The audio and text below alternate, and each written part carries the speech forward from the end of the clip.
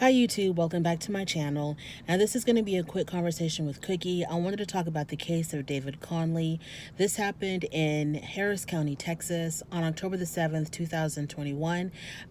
David Conley was found guilty of capital murder. He had murdered 8 people back in 2015.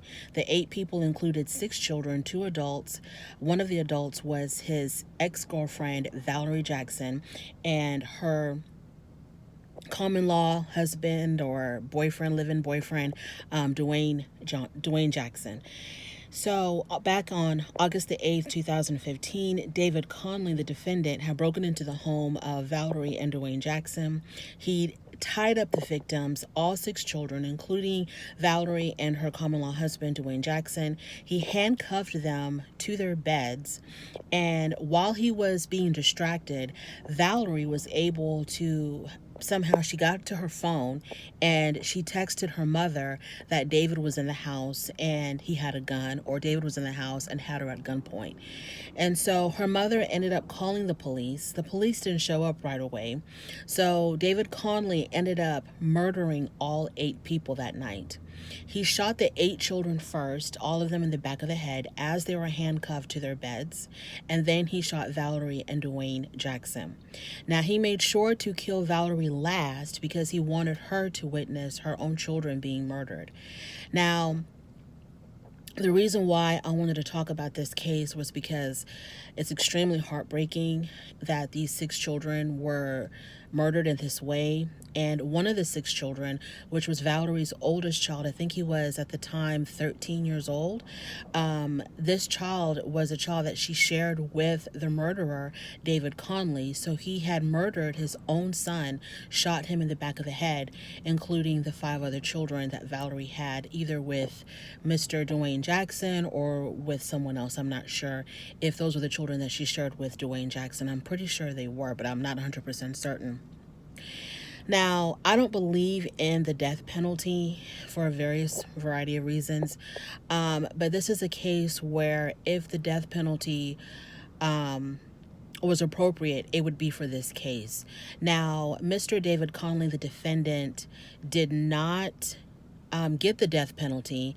It was not on the table because they were able to prove that he was intellectually disabled. And in the state of Texas, the U.S. Supreme Court had not in the state of Texas, but the U.S. Supreme Court had ruled that any defendant who is declared intellectually disabled cannot be executed. So he will spend the rest of his life in prison without parole.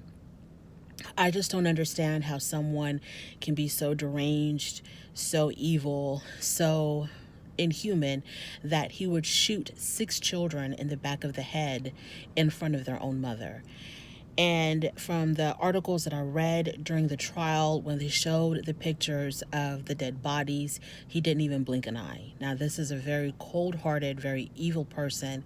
And to think that he will live the rest of his life, even though it's going to be in prison, it's just something about this is just so not right. He has to have some type of mental issues to do this. It's just sad. So when he had broken into their home, through an unlocked window. Valerie Jackson was able to text her mother that David was in her home with a gun. Her mother called the police. The police did a welfare check and didn't see anything amiss, and so they left.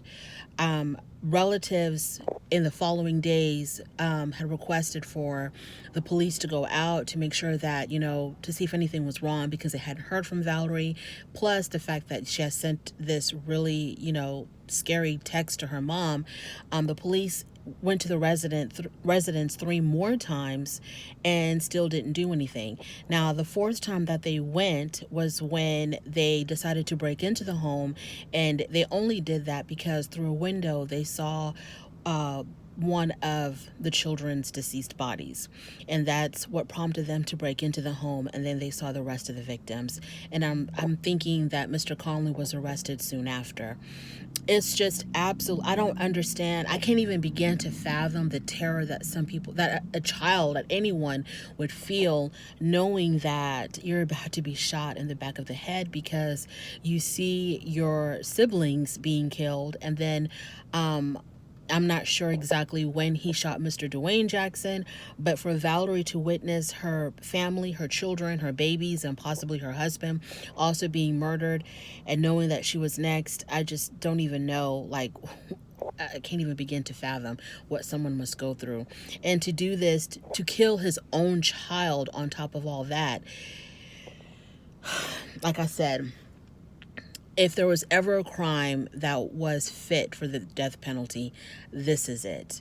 This is the crime. But the law protected him because he was declared intellectually disabled. He was able to escape the death penalty. So that was basically it. This case really struck a chord in me because just the fact that he killed all these babies, and all he's going to get is life in prison, is just really sad. And then he killed his own child. It's just really, really, really sad. So, yeah, that's all I wanted to talk about. And if you like this video, give me a like. If you really like this video, subscribe. And I'll talk to you later. Bye-bye.